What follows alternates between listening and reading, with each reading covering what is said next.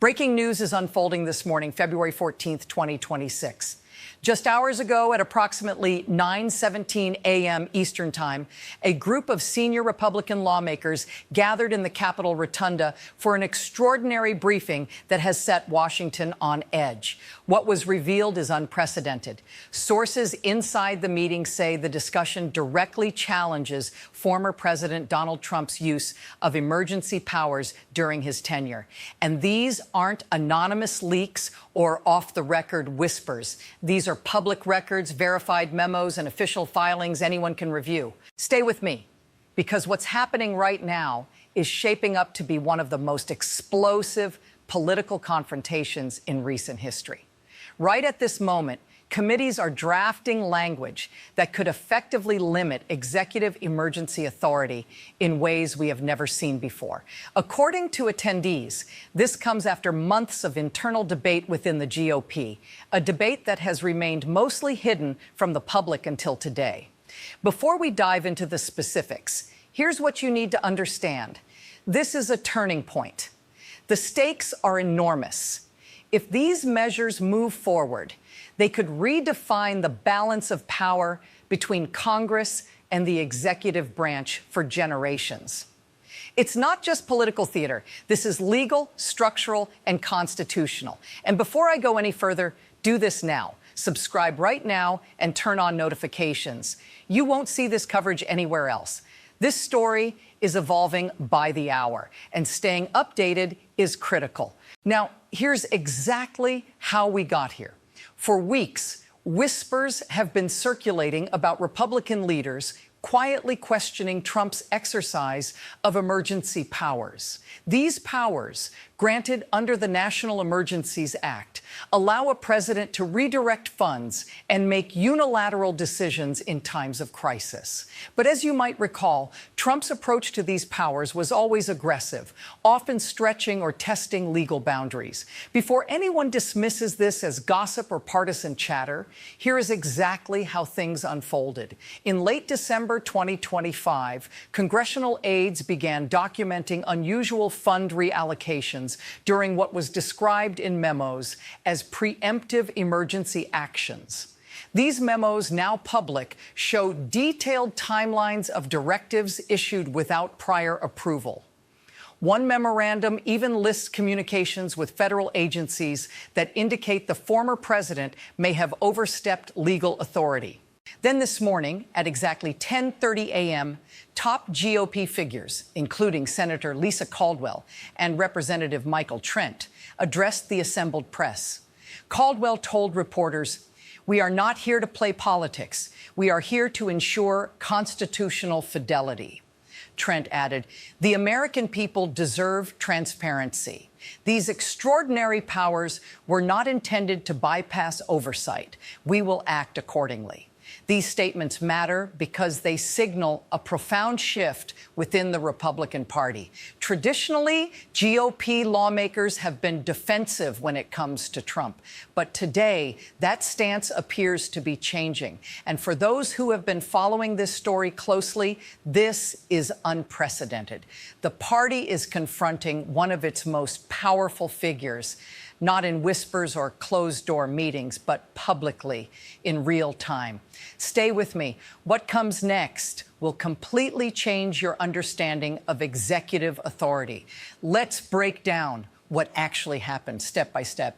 First, according to court documents filed on January 18th, 2026, there were multiple requests from federal agencies to halt certain reallocations of funds that Trump had authorized under emergency declarations. These requests were ignored or delayed, creating a cascade of administrative complications.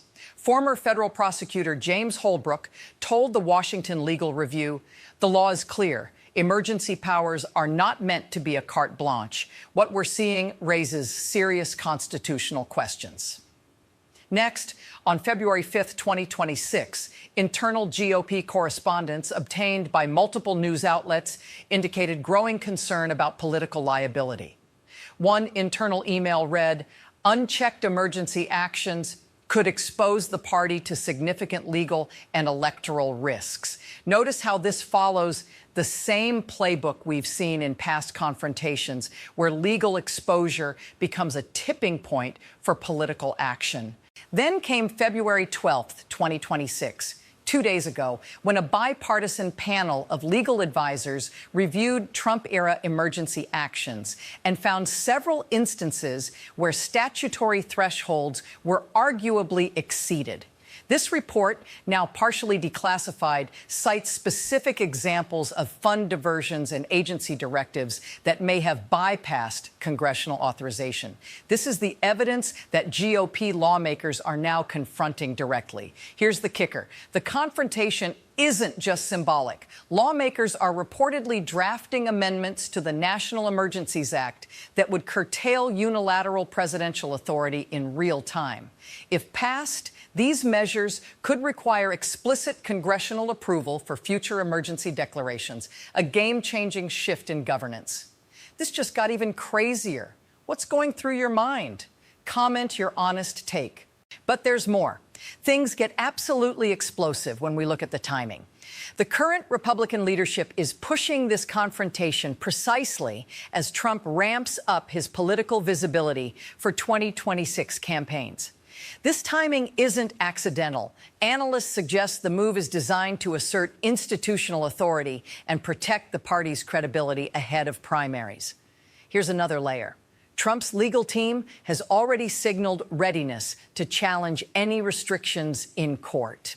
In a statement released yesterday, attorney Jenna Marshall said, "Our client's actions were fully within the scope of presidential authority. Attempts to reinterpret emergency powers retroactively are both unprecedented and constitutionally dubious." Don't go anywhere. The most explosive part is coming next. Another point to consider. Multiple sources familiar with the situation tell us there are at least 3 committees actively reviewing potential violations of emergency power usage. Each committee is examining documentation, email trails, and agency communications. Sources indicate that hearings could begin as early as next week. If this happens, it will mark the first time in modern history that a former president is confronted publicly by his own party over executive authority. Drop a comment right now if you saw this coming. Let's pause and review why this matters so much. First, the legal precedent. If these GOP-led challenges succeed, it could fundamentally redefine how emergency powers are understood in American law. Future presidents would be required to operate with greater transparency and accountability. This isn't speculation. Former constitutional law scholar Dr. Evelyn Harper told Politico. The implications extend beyond any single administration. This is about the separation of powers itself. Second, political consequences. Trump's base may view this as betrayal, creating internal friction within the Republican Party.